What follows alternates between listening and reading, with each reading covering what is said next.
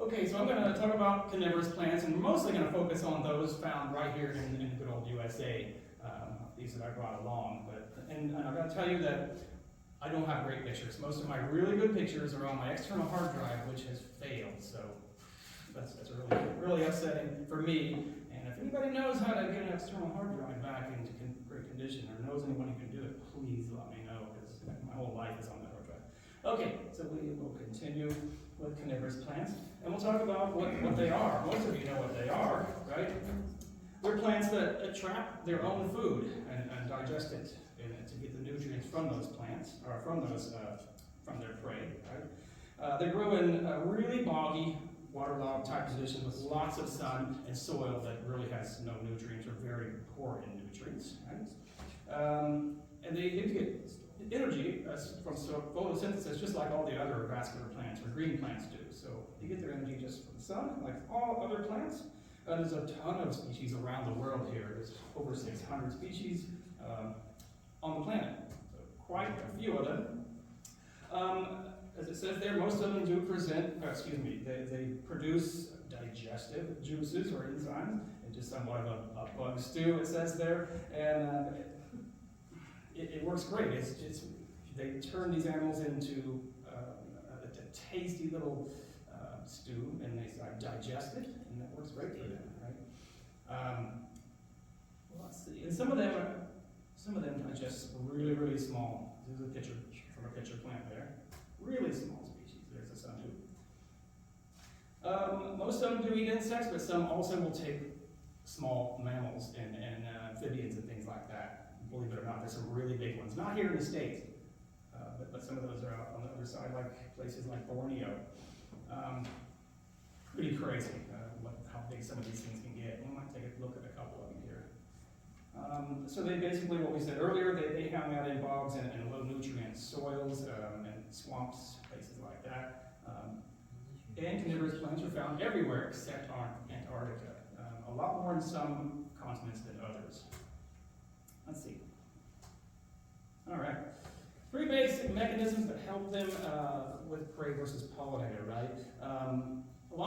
Most of them have their flowers skyrocketing way high above the ground to attract flying pollinators and develop traps later at the bottom for their prey items, right? As we said in the second spot here. All right. Oops, I can't get that on there. Yeah, so they attract pollinators first in the springtime, and then they develop traps later. The traps start to grow and form, and that's where they get their prey. It's pretty cool. What else am I looking at here? Okay. Closing mechanisms, especially on this interesting thing here. This is the Venus flytrap. You can see that these little hairs, those are what the triggers are. Any animal or any insect that walks through there and touches one or two of those triggers, that thing automatically closes. And that's a fly that was already closed upon and somewhat digested there, so the last of the fly remains there. Here's some more. This is a Venus flytrap. Some of my Venus flytraps, not great pictures, but this one had taken a small spider, and this one had a crane fly. So, and there's another one in there. And they do open back up when they're done eating, right? They're opening back up for more. And a lot of these insects will dry up and the wind will blow them out because they really don't have much weight to them after they've been consumed. Utricularia, this is known as the bladderwort. Bladderworts are another species of carnivorous plant that their traps are down below, underwater. And these are the root systems of bladderwort. And each one of those little tiny things there are the little traps that just kind of suck in little protozoans, little mini, tiny little plankton or what have you, insects, things like that. And these are up close, that's what they look like. So those are the traps. Yeah, and those things are just hundreds and hundreds of them on each plant. And they're very, very tiny, so they catch tiny prey. And they do open up and suck in their prey. Pretty crazy. We'll talk about those a little bit more. And these are pitcher plants. This is Sarracenia purpurea. This is in the northwest. This is one you can find here in Indiana. And there's a wasp in there in the danger zone, right? That's what they call the danger zone. So these hairs are very slippery. This is not a very good pointer. Very slippery, and typically these traps, or the pitchers are up a little higher. So the insects get in there, they fall down in, they can't get back out. They can't climb up these hairs. But these wasps visit my pitcher plants normally throughout the summer, and they don't seem to get caught. I haven't found any in the pitchers themselves, so they're able to get in and out. I see some residue drop on the top of it. I'm sorry? I see a residue drop on the top of the wasp. A residue drop? Oh yeah, I see something there. Yeah, right over Could be there. from rain or from. I'm not sure what that's all about, but yeah, pretty crazy. There's some more. There's another one that's hanging around, and one dipping into the top of that plant there. It's like, that is a real brave, it's a real brave wasp, but they seem to be fine. All the other insects I've seen in the yard have been consumed. There's some amphibians, and that is in a North American pitcher plant. That's a Saracena herpetological. It's, I believe, one of the pitcher plants here, and unfortunately that was spotted salamander did. I got that from the internet, but it looks like it trapped spotted salamander. It probably has drowned. It can't get out of there, and yeah, that's really unfortunate. But this plant going to work. All captures are fair game, right? So this is what they call sundew. And sundews are really, oh boy, that's a tough one. That'd be a tough way to go, because insects get stuck on the sundew as soon as they land on it, and they struggle. And the more they struggle, the more this thing starts to curl up and engulf them. So this plant will slowly just cover that fly there. It's a real horrible way to go. It really is. And of course, there might be a little grass frog on a Venus flytrap there. It probably got out. It looks like it's in a spot where it could have kicked itself out. But boy, those sundews, even they're tiny for the most part, but boy, that's a tough way to go. And there's some more. These are, again, they're not great pictures, but these are in my backyard there. These are got a butterwort on the left. You can see butterworts are like little sticky traps. They'll attract anything. And that's one of the insects trapping carnivore plants you'll want to get. Because people often ask me when you have some of these pitcher plants and Venus flytraps, do they take care of the bugs in your yard? I say, not noticeably. You won't see it. But if you had a screen room like I do, or even if you had a butterwort like that one in your kitchen, if you have enough light for it, yeah, it'll take care of fruit flies and things like that. There's a whole lot of different species that are taken by Venus flytraps. I don't feed them, they feed themselves. Sometimes it's fun to feed them, right? This is again another photograph of mine looking in my Saracena herpetological, the pitcher plant there. There's a host of insects in there. Not closer, you can see there's all kinds of them. A rather large, some kind of a bee, our entomologist might know what that is. It looks like some kind of fly. Okay, a fly? Yeah. Like a biting fly? Yeah. Okay. And all kinds of smaller insects as well. So, yeah, they do a great job. It's really fun to watch them at the end of the season when you open those up, peek in there and see what they've been eating. I don't know if this is going to work, because it's a video that, if I can, it might work. Yeah, so this is a little sow bug, pill bug, where we'll probably walking through. We're going to showcase how that Venus flytrap works. He's touching those little hairs there, and he's going to hit the wrong one. Oh my gosh, and that's exactly how Venus flytrap works. It seems some animals able to get out, but most do not. If it gets most of the animal inside, it takes its turn. It takes it. But anyway, yeah, we don't want all that. Okay. So we'll start off looking at sundews. It's one of the carnivorous plants found here in the United States and other countries as well. But we have quite a few here in the States. You can see most of them in these little rainbow colors are found down in the southeast in the Florida Panhandle. That's a great place to see them. But there are a couple of species that are found right here in Indiana and all the way up into Canada as well. So we've got quite a few Carnivorous is found here in Indiana and one other one. We've got like the spoon-leaved and the round-lobe, I believe. So quite a lot of sundews. Look how many there are. There's over 240 species of these worldwide. Here's the thread-leaf sundew. These are the ones that Pat and I are able to see when we were herping. But by the way, I go herping down in the Panhandle, and I'm there for the plants really too. I love the plants. And I'll be down there with my camera getting shots and shots. He's like, let's go herping. And he's like, yeah, but there's carnivorous plants. And he's not trying to knock me in the head, but I love these things. I'm so attracted to them. But these are really neat, these little sundews. They're not so small, they're actually almost a foot tall or more. You can see the sticky substance there that attracts those insects. It'll curl up on them when it catches them. But apparently these are some introduced states there, some introduced areas. And it's not the whole state, it might just be in a small area of that state, but these are covering the whole state. Like you're not going to find some of these down here in the bottom of Florida. Almost all their carnivorous species are found up in the Panhandle region. There's another one. It's a lousy picture, but that was actually my picture there from a cell phone, so it's blurry. But I think Dale has kept these before and propagated them as well. Long leaf sundew. That's one found here in the States. There's the flower. It's a really neat one. Doesn't get real big. It's quite manageable to keep. And here's one that you might find in Indiana and Florida. They're really tiny. These red ones are maybe 2 inches, 3 inches at best. They're not very big at all. Okay, so the round leaf sundew you'll find in Indiana, right there. They're really, really, really tiny. I mean, really tiny. It's hard to find them when you're looking for them because they're so darn small. Like the pencil eraser head, the size of that little whole top there. This one, of course, is not. It's a Mexican species, I think. This is found in Indiana. Yep, root sundews. And that's just a flower from that last one you saw. The flowers are absolutely spectacular, but they reach up, they get up high, and they probably smell real good. And they look really good for pollinators, so they do their job. They get pollination, and then they get a meal from another one. So bladderworts are a different type of carnivorous plant, and we have one species in Indiana, at least one. Here's all the flowers from these really interesting underwater death traps, right? This is the water these are sitting on, and that's their root system. And the root system is where the little bladders are, the actual bladders. But yeah, beautiful little flowers on these things. Is there anything next?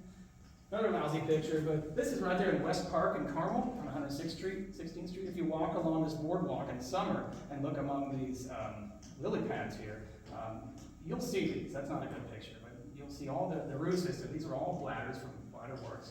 I might get a little bit better picture. Yeah, it's a little bit better. But yeah, you'll see this yellow little flower sticking out into this water. And the water there is really tannin. It's really odd. So I think it works well for these animals. It's probably poor in nutrients, right? So you can see that they're found all over the place. I don't think they're found statewide in Indiana, but they are found in the better part of our state. Really neat, cute little flowers. And then we're going to run into butterworts, which is even another type of carnivorous plant. The butterworts have gorgeous flowers as well, right? There's the common butterwort. It's probably the most prominent one you'll find in the United States.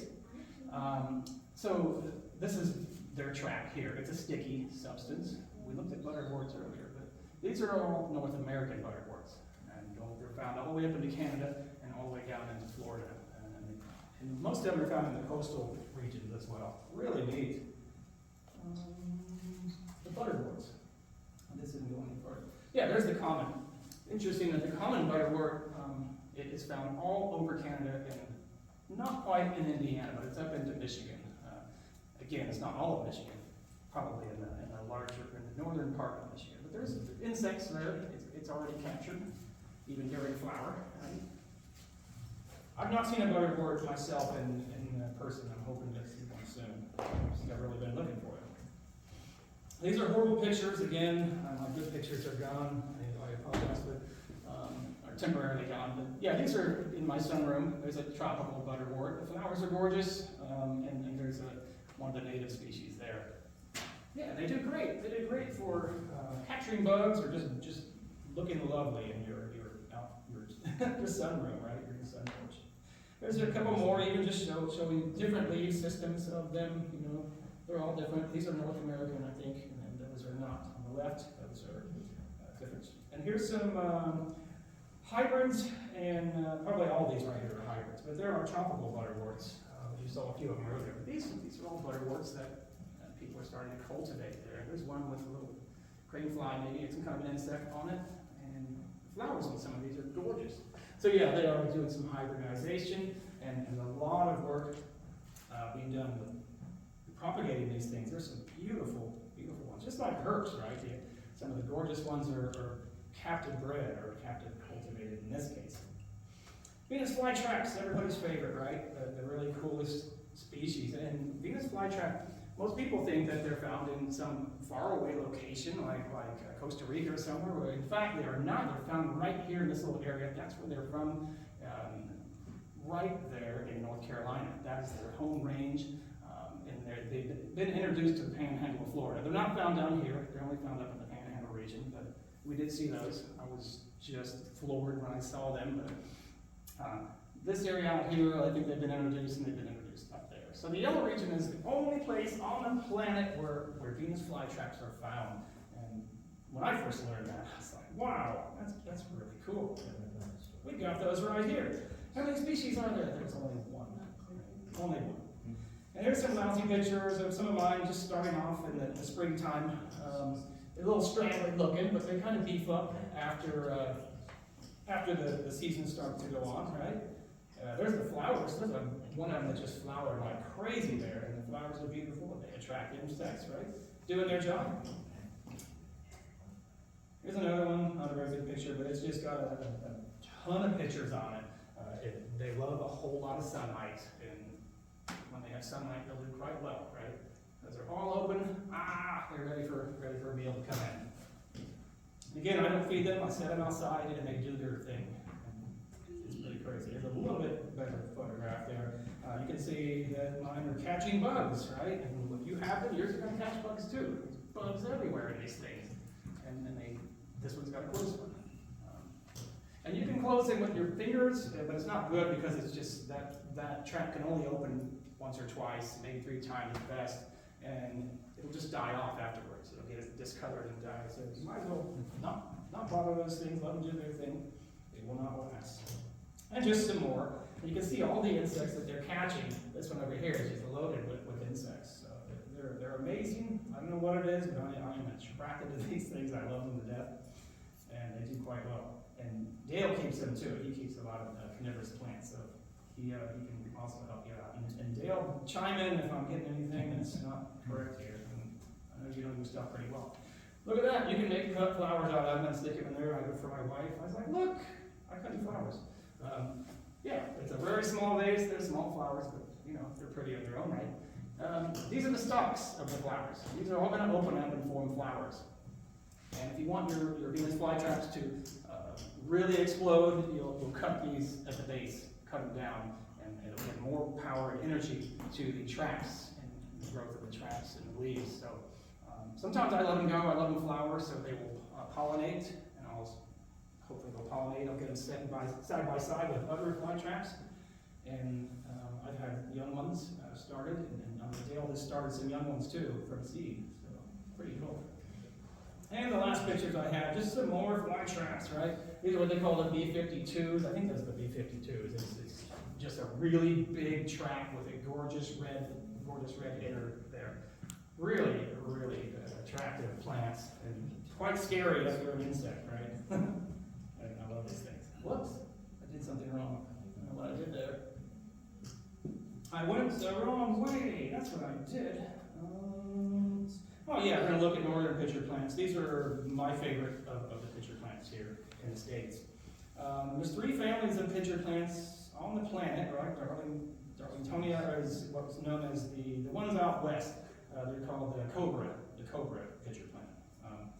And Sarracenia, of course, are all of them that we have here in the States. And Heliumphoria is the one in South America. It's like there's one found there. And there they are. There's the only place you're going to find pitcher plants on the west coast, right over there in California, and that's it. That's the cobra. They call it the cobra lily, the cobra pitcher plant, or what have you. And these are ours. That's Sarracenia, and these are some of them that you'll find in that little area of South America. It's crazy. You'd think there'd be a lot more in South America. But most of the tropical pitcher plants are found in Borneo and some of those in Thailand and places like that. So here is California. This is the Darlingtonia. This is the cobra pitcher plant. Really gorgeous, gorgeous thing. And of course, maybe it's found in a little bit longer area there. But most of parts of Northern California. Really cool plant. I hear these are very difficult to keep because they have to have cool conditions and like Northern California is. I've never tried to keep those. Has anyone tried to keep cobra lilies or cobra pitcher plants? No one? Yeah. I hear they gotta have cold water on their roots all the time. Yeah, A lot of people use ice to water them with too. So like keep them in a mandarin rat snake or something, right? It's kind of cool. So I never tried to keep them for that reason. From reading in the field guides, the books, and online, they say they're really kind of difficult to try to keep. So I don't myself. All right, so we're just going to jump into some picture plants. I'm just going to show you some pictures of some of the beautiful ones that I've kept here. These are what they call the trumpet pitchers. The big tall ones. These things can get almost 3 feet long or tall. And a variety of greens, reds, and whites. They're absolutely beautiful. There's a couple different ones there. There's the flower. In the springtime, they produce this beautiful flower. Not all of them are red, some of them are yellow, as you'll see, I think, here.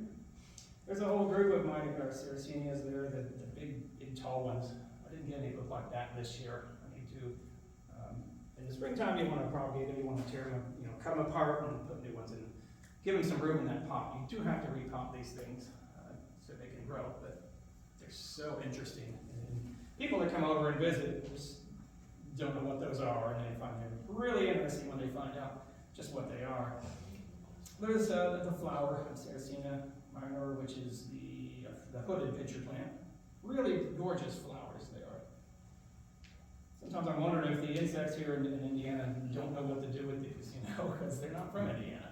But they're kind of a nodding plant. They grow it up and they just kind of nod like that. And then this one is kind of closed up, not opened up yet.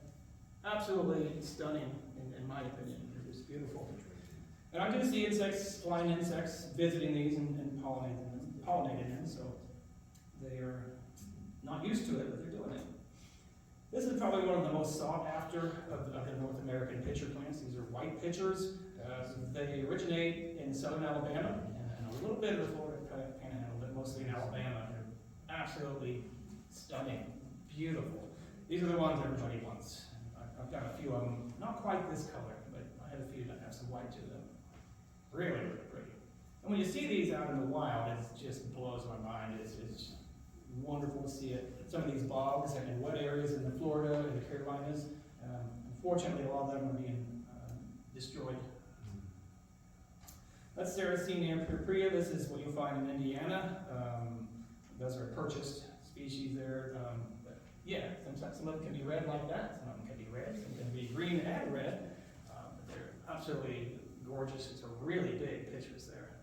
Really neat. Love these things. There's another one. I may have brought that one today. I'm not sure. But that's Sarracenia purpurea.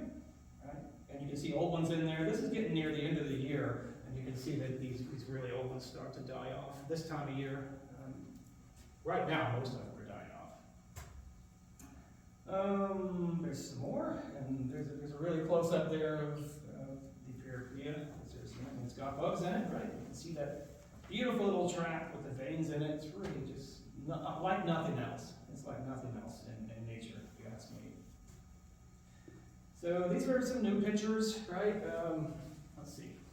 Yeah, I have some of these right now, and that's what these pictures look like about 2 weeks ago. So they grow up and they're just kind of straight. They don't form that little hood yet while they're growing. They grow up nice and straight and slender, and then they broad out a little bit and form this little hood. But really cool, absolutely incredible, right? For me. Some of them kind of look like they're looking at you. Sarracenia minor, yeah, this is the hooded pitcher plant. I brought a couple of these tonight. Again, there's the flowers doing their thing, bending over and just kind of, I don't know why they do that, but there's a reason for it. I do not know. And just some more, again, lousy cell phone pictures that I had to produce very quickly. But this is a parrot pitcher. These parrot pitchers are found in Panhandle, Florida. That one, I forget what that one is. It's one of the Sarracenas. And here's some more. This is showcasing what they look like in my backyard. They have these big wide, some of them have these big wide pitchers that don't quite close, don't quite go over the top like that and create a little shady spot. Some of them just stay wide open like that. And yet more, right? And these are parrot pitchers right here in summer. And my back porch just looks like a mess. My wife's like, I just give up on the porch. You let me have the screen room and you can have the porch. So I just have these things all over the porch. It does look, I don't know, it might look quite messy, but I go out there every day and just admire them. Okay, how to display them? There's different ways you can display it. You can keep them just about anywhere where conditions are favorable, right? So I have a lot of these on my west-facing, southwest-facing side of my house there. So I built this little, well, I just put a couple of brackets under here and then put this, what do you call it, a plant shelf on there with no dirt in there. It's just the actual plants. And I have water down there, so they can, what they call the tray method. A lot of them don't like water from above. They like the tray method. They like to soak up that water when they need it. So, and you can see they've done quite well there all summer long. But since then, I planted a few trees out this way, and it's shaded it, so it's not a good spot anymore. But that's a real good way to put 3 or 4 of them in one area and stick them in the sun, and they will just grow like crazy. You can create mini bogs. This is just a mini bog. Maybe it's about 2 feet in diameter. Just a little plant, a little plastic tub there. And I put an array of different species in there, right? These are butterworts, North American butterworts. These are purpurina. There's some flytraps there. So you can keep some of the smaller ones in there in a smaller container, and they'll do quite well. And that has blown up considerably since then. Now it's kind of overcrowded, but it's a little bit of everything. There's even other plants popping in there, but yeah, so they can become overcrowded, and you will have to put them in a larger container or maybe split them apart, like you might do with irises or something like that in the springtime. Okay. Do you water them or just let rain fall? I water them in dry conditions in Indiana. I have a rain barrel, so I do water them. Yeah. I wait on the rain as well, but the rain barrel works for me. This is a horrible job that I put together a little a mini bog in the backyard, and what's crazy is this is a sled. It's a sled. It's about 9 inches and it tapers down. And I found that sled when I was down in DuPage County with my kayak going down there looking for cottonmouths is what I was doing. And I found that sled, and it's like, I can use that for something. So I tied it to my kayak and pulled it out of there, and lo and behold, that works great. So it's in my backyard, and it's doing pretty well right now. So I sunk it in the ground, and I put some plastic in it and poked a few holes, and it holds water pretty well. And yeah, and I always wanted to do that, and I found, saw a Facebook page from our state herpetologist, Nate Ingrid, and he was my inspiration to do that. He did that right here. He let me borrow these photographs. So he started one, right? You just dig a square hole in the ground, put a nice little elevated wooden frame around it, put all kinds of the right medium, which is peat, bog, and sand, and things like that. Get your plants in there, and they'll do pretty darn well. As long as you keep that thing nice and wet all summer long. Here's what the result the next year. He had things just blowing up there. The flytraps just were incredible. As were all the Sarracena there, just growing up everywhere. So he had really good success with the one he made. And I think his was about 15 inches deep, pretty sure. Yeah. Hey Jim? Yeah. Does he have to dig that up every winter and then? No, he's been putting like hay, not hay, but straw and pine needles and putting covering over it. Yeah. Oh, interesting. Yeah, because flytraps can handle some cold conditions. They can handle, out in the open, they can handle degrees in like 20-degree Fahrenheit. They can handle some freezes and be just fine, especially in the ground. If they're in a little pot sitting on your porch, they're probably not going to make it, but a few of these plants can handle things like that. But yeah, he really has done really well with that. I want to make a bigger one, but I have a dog in the yard now, and that's going to cause problems. You can make a mini floating bog. As a matter of fact, I didn't make this when I bought it at Eagle Creek Nursery over there on Lafayette Road. They had this, and we were looking for other plants for my mother. I'm like, I gotta have that. And it's about $30. She's like, you don't need another plant. Yes, I do. So it floats around in my my little pond in the backyard. I have a pond with fish and frogs in it, and does quite well. Right, does pretty well. That's mainly filled with rainwater. That pond there. So these can't handle water if it's out of the tap. You have to have rainwater or distilled water. can't handle the minerals in that water, right? That's what it is. No calcium. All right, I've got a couple little videos, and I didn't get the correct videos because I couldn't get the videos I wanted to show up. I couldn't get them transferred, so this is kind of, hopefully this will work. Wow. There's no sound. Where's the sound? Slow insects. Huh. No sound. All right, but you can see what's in there. All kinds of yellow jackets at the end of the summer, end of the season here. This is about now, last year. This was October. You see some animals, or some insects, find their way in there probably to take cover from heavy freezing conditions. I'm guessing. Right? Is that the same one? That might be a different one. Yeah, just slip those open and all kinds of crazy things. Is this the same one you saw earlier? Yeah. Okay. Thank you, human. Here's another one. I don't know where my sound is. I wish I could find the sound, but I don't think I have sound. So on the other side of that bar is the volume control. This one? Yeah, the bottom, right there you go. Well, it's all the way up. Isn't working. Alright, bummer. Thanks though. But yeah, slice them open. There's a couple of flies in there, some moths. So they were trapped in there and there wasn't water in that pitcher, or they may have just taken cover. From the night before, it was about 20 degrees the night before, or 30, 35, or 36 degrees. But again, What plant was this again? this is the trumpet pitcher plant, the Sarracenia. Yeah, one of the trumpets. There it is at the top of it there. Yeah, it's really fun to cut them open at the end of the year and find out what's in there, what they've been eating. It's just crazy sometimes. Whoops.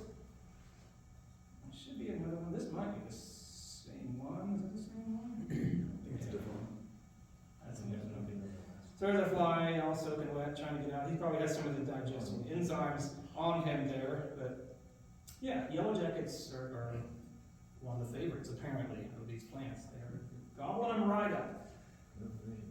Well, I wish I could find the sound. I really wanted to find the sound. There it is. Alright. Here's another one. Sounds on. Okay, these are Sarracenia purpurea. They're eating, let's see, little pill bugs or sow bugs. This thing is loaded with them. I've never seen anything like it. Look at all those.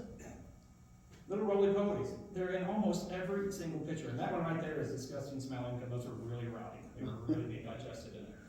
This is after I cut some of them, cut the tops off of them. But wow, that thing was feasting on those things.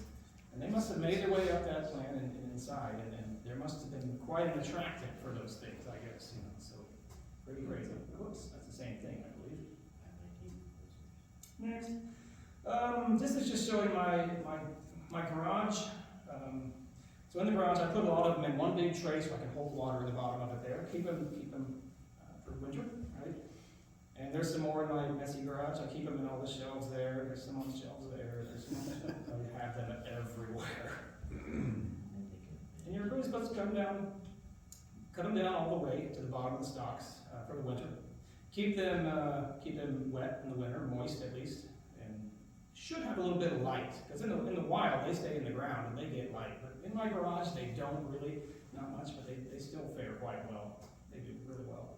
Not sure why that picture is in there. There's just more of my plants all gathered together. So how do you keep them alive? There's three things that work for me, is giving them lots and lots of sunlight. Every one of them, they like lots of sun. Rainwater or distilled water, and a winter dormancy. That's all you need for these plants to stay alive. That's it. Those are the three things. And I rescue a lot of them. And if you get on the pages, the Facebook pages, there are always people joking about, the Lowe's has like 6 of these on clearance. We got to rescue them. Because the folks at Lowe's, I don't think they water them with anything but tap water. And you can see a lot of them are dying, and they don't get enough light. And they definitely don't get the right conditions. So It's the same thing with Walmart ones. yeah. The That's ones what- from the big box stores, I would say 80% of them don't make it. It's people just don't. The ones in Walmart, we even have this bag. Yeah, okay.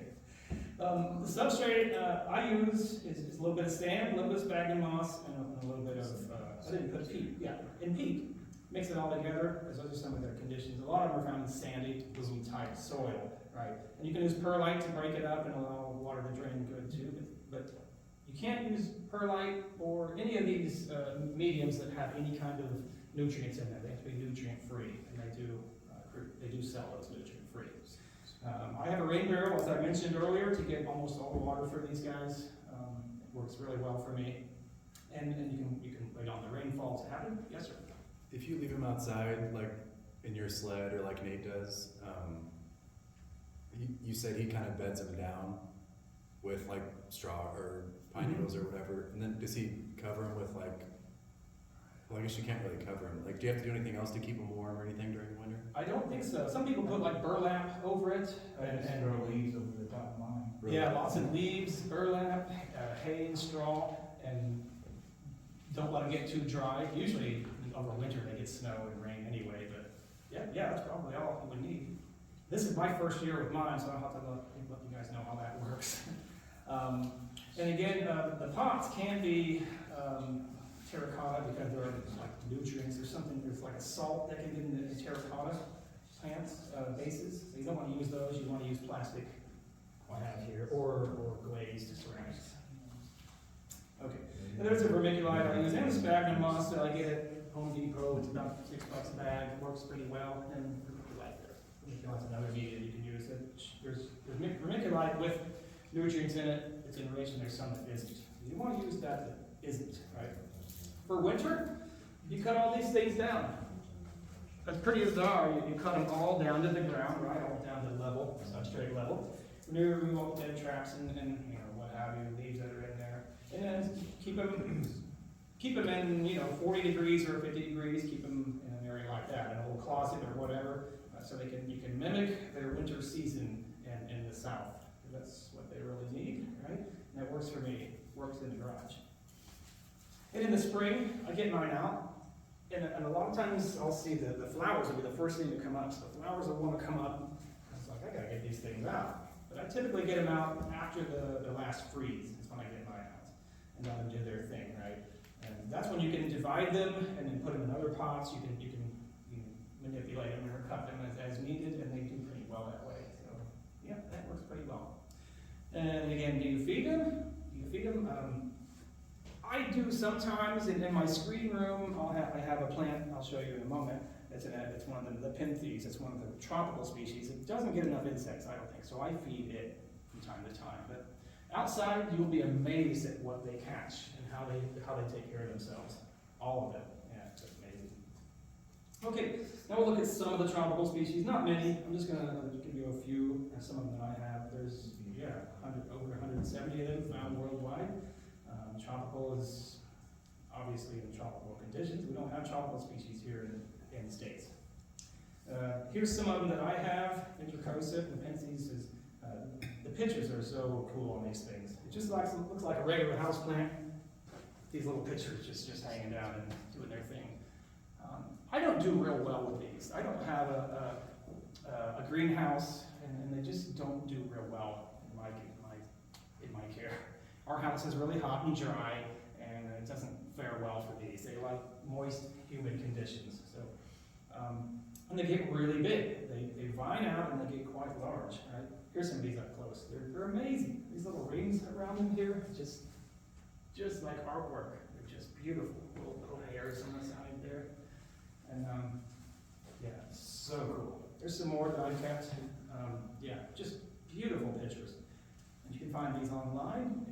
I found a few of them at reptile shows, believe it or not. This one here on the left I have at home. It's the only one I've had that's done quite well. I baby that thing throughout the year. Excuse me. And these don't go really into a winter dormancy period. You have to just keep them in the best conditions you can. So they lose their pitchers anyway. A lot of these lose pitchers throughout the winter, but they'll still grow and do fine. Their pitchers are normally in the summer. Here's some more that I've kept. Beautiful. These are smaller plants. You can see the pictures are doing quite well. And they have hoods on them, right? I don't know why they need water in there, but I think they probably form their own water. They also get rainwater in their pitchers. This is the one I've had for about 10 years. I bought it at Jungle Jim's 10 years ago in Cincinnati, and it has grown like crazy ever since. I keep it in my screen porch there. And a lot of these tropical pitcher plants do not need direct sun. They don't do well in direct sun. A lot of them grow in jungle type situations, right, where they get dappled sunlight. So this one gets just the amount of light here in my sun porch. Does pretty well. And in the winter, I bring it in, get the bugs off of it there. You can see how big that thing is. It's huge. And they'll get larger than that, too. And I get it in the sink there, I get it a good watering, and then I bring it upstairs. But yeah, it's all these Jim, have you added substrate to that? I mean, that looks like a huge massive plant out of that little pot. Yeah, I've had to put it in larger containers throughout its life. Yeah, it's in a pretty good sized container now. Okay. But yes, I use sphagnum moss and peat moss for that, and it does pretty well. Those are actually easy to do cuttings off of too. They'll re-root. Yeah, I've done that with this one, and the cuttings didn't last because I didn't take good care of them. But you can put them put the cutting in a bag of water and set it in a sunny windowsill or somewhere, and they'll start to sprout roots. You can just make more. Yippee!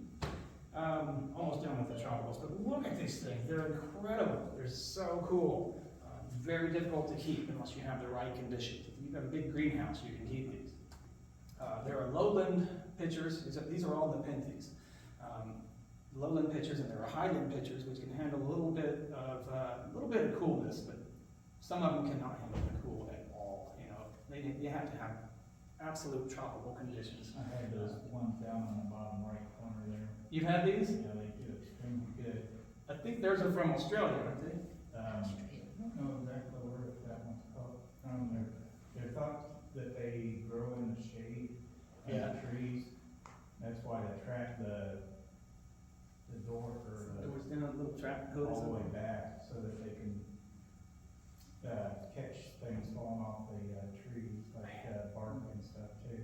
Yeah, they're a work of art. These things are indeed a natural work of art. They're so beautiful. Some of them get quite large, like this one here. Oh, no. And yeah, they've been known to take animals. And one of those, wait a minute, one of those in the back there. I can't find it. One of these was named after David Attenborough, Sir Attenborough. One of those two, I think. Yeah, it was really cool. No, actually, there's one coming up. Sorry. But yeah, this is the largest pitcher plant in the world. They get massive, really big, beefy things. I'd love to be able to keep something like this, but I don't have the facilities for it. Pretty neat. Oh yeah, there's Attenborough's pitcher plant there on the left. Look at these things. Look how beautiful they are. And this one here, Lowe's pitcher plant. These are not my photographs, but just wanted to showcase how cool these things are that are growing. I think these are probably from Thailand or Borneo. That's the majority of these beautiful Nepenthes are found. Okay, other possibilities, which aren't really carnivores, but they would be proto-carnivores, plants that can trap insects, but they don't really use those insects for any kind of nutrients or anything. So the royal catchfly that you'll find in prairies right here in Indiana has a real sticky, some of the leaves are sticky, the flower heads are sticky, and of course the stalk is really sticky to the touch. So they do catch insects, right?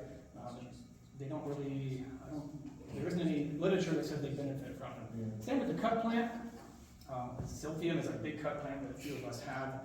They hold water, right? And some insects don't make it out of that water when they slip in, and there's no evidence of them using that insect body for anything, but crazy. But there's a few others as well, like this plant, Helmephoria, has sticky leaves, and it looks like the assassin bugs. There's evidence of assassin bugs eating those insects that have been trapped on it. So there are other plants that they've almost considered, even some of the, what do you say, sticker bushes, there's a word for those, the ribes, some of the, thorn shrubs and bushes where insects or even small mammals can get in there and get stuck. I've heard and read that that's a possibility of a carnivorous plant, but I don't know if that's true. Well, only considerations, right? Some of them that you can find in Indiana, these are my pictures, this didn't turn out real well either. These are, this is Saracenia purpurea, this is something that we found up north. It's really cool to see these here it's just like they don't even belong in Indiana, but here they are, thriving and doing their thing, way up near the Michigan state line there. So, really cool to see. You can see they're in a mossy sphagnum there, doing just fine. There's some more of them, and that's the area. It's a real soft, boggy type situation, and you'll find them. This is early spring. This is probably March and early April. So they're not really showing their stuff yet. Most of the green hasn't shown up yet either. But this is a kind of a dead zone for a lot of plants. But these things do quite well there, right? Quite well. And here's some more. You kind of have to look around and dig for them, but they're showing up there. Some of these are last year's. Some of them, most of these are last year's. Yeah, but yeah, looking beautiful. And throughout the winter there, just well, right? Just fine. There's some of the sundews that you can find in Indiana. They're very, very tiny. They are really difficult to find. A little, maybe the circumference of a golf ball, maybe a cluster of those. So tiny. But that's what they look like among the grass in the bogs there. You can see them, but you really have to peer for them and look for them. So very, very tiny. But up close, they're really neat. If you see these plants on some of the outdoor nature programs, you'll see them up close with a good close-up lens, and they'll show what they do. They get an insect on there, and then these little sticky things just start to move toward the insects and just trap it. Boy, it's a tough way to go. Bladderwort is another species you can find in Indiana. So you've got three types. You've got sundews, you got pitcher plants, and you have bladderworts in Indiana. This is the common bladderwort. These I photographed there on 116th Street at West Park, a little bit close up there of the flower. And you know, they're in kind of stagnant type situations there and growing among the lilies. I didn't even realize that damselfly skeleton was on there, or exoskeleton was on there until I looked at the plant flower up close. But yeah, beautiful little flowers on these things. If you want to see one of our carnivorous plants, it's an easy way to walk right on that boardwalk and see them in the summer. Pretty neat. So yeah, I like to look around for these whenever I'm traveling while herping. Usually it's a herping destination, but I turn it into a herping / plant, right? Here's the areas where we find them along the coast. We find them around here in a lot of places where they cut and burn these like long pole pines or some of these pines. They cut them and burn them, and it creates an open space. And these plants love an open space. And there's usually a lot of water sitting in there, and they do really well. So that's what we travel the back roads looking for reptiles and amphibians, and I look for plants. Right?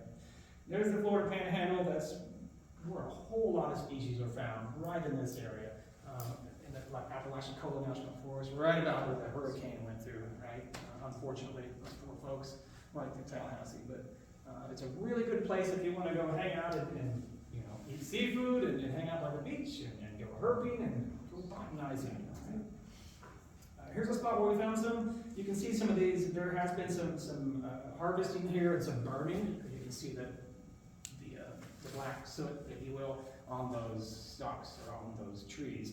But look what's coming up. You've got pitcher plants coming up. So that just stops me in my tracks. Skids! Yeah. Here's habitat for the bladderwort plants. You look for ditches like this that are just kind of not really flowing, just kind of stagnant. You'll see some little purple flowers and some little yellow flowers. I don't think I have any in photographs of it. Here's another area where I've seen bladderworts in the what? There aren't any in this specific picture. This is Florida, part of the Panhandle region here. I wish Brenton was here. This might be like a grass pink. I don't think it's an orchid, but it's one of the plants. It's just a beautiful plant that we find when we're out there. I'm always taking shots of plants. This is another area where we found some sundews, some sundews. We're walking around here looking for, hopefully finding Eastern diamondbacks, which we did not. But we were walking around here and I found some sundews. You can see those little red coloration. Those are all clusters of sundews, little tiny sundews. So if you look up close, hopefully I have a little better picture of them up close. No, I don't. But those are sundews, right? And when you're in that region of the Panhandle, you'll end up seeing some bluish garter snakes and some bluish ribbon snakes. They're kind of bluish up in that area, which is really neat. I was always wanting to see one, and there's the herps for all your herp people. It's my favorite color. And if I can find an animal that's blue in color, I'm happy. Right? Oh, there they are. Yeah, that shows the size of them. Yeah, they're really tiny, these little sundews. Most of them, especially that species, really tiny. And there's a stalk going up, the little flower stalk. Yeah, my mom's skinny fingers. Uh-oh, same picture. There they are up close. They're really neat. This is an up close photograph. You can see the stalk of the flower stalks getting ready to come up, and they curl up, and they're absolutely beautiful. Some dead ones there. Yeah, they're always regenerating. And some more. They look like they've been rained on, like dew in the morning, but that's exactly how they look. They form this condensation, sticky substance, right? They know what they're doing. And there's more areas that we look for pitcher plants in some of these areas where they cut and burn, and it opens up the landscape. And you see plants everywhere. You can find gopher tortoises and things like that in some of these types of areas. And some real cool herbs too. Not sure why I added that in there. Just the habitat that you want to look for. If you're in the Carolinas and Georgia and Alabama and places like that, this is what I look for, and we're usually pretty successful in finding them. Oh, that's that same picture. I goofed. Sorry. They're semi close. Those things are so neat. So neat. And they grow almost 3 foot tall. And I always have to have like my picture next to them and get my picture. I'm just happy as a clam. There's some that we photographed in Florida. Sarracenia flava. They are beautiful. They, a lot of them have this little bit of red up at the top where the picture comes up. There's the flower on that one. Pretty cool. There's some more. Just showing the dead flower there. There's the flower from last year, and there's a new one from this year. The flowers are pretty much all one color, but they're absolutely gorgeous. And I think really pretty plants. And you'll see these things too, right? You'll see bugs. That's a rather blurry picture. I mean bugs, anoles, green anoles, all over Florida.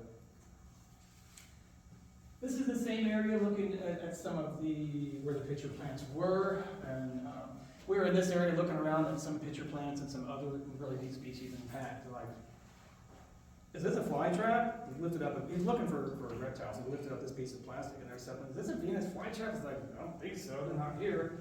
And I think they're supposed to be here, but I don't know. But he found them, and then we looked all over the place and found them. But this isn't a flytrap. This is an orchid. Really cool looking orchid that we found there. Among the pitcher plants and flytraps. There were pear pitchers all over the panhandle of Florida.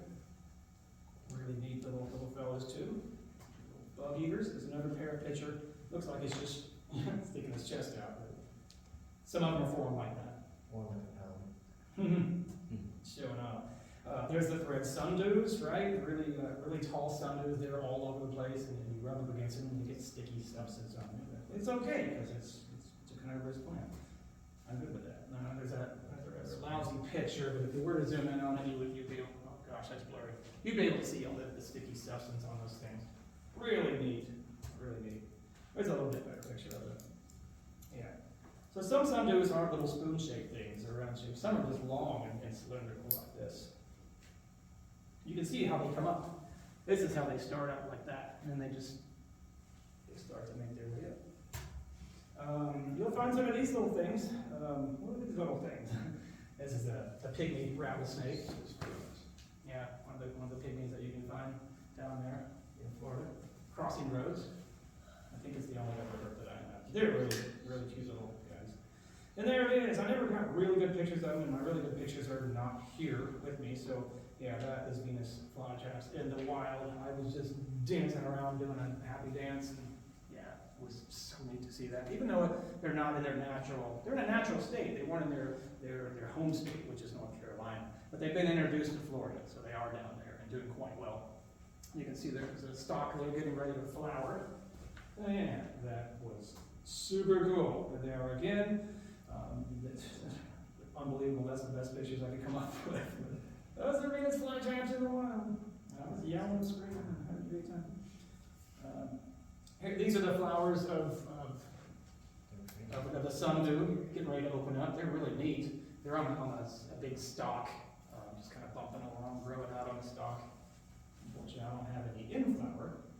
And I think this is the last plant that I have. This is a grass pink. It's one of the orchids that you can find out there that are growing alongside a lot of these other plants and pitcher plants.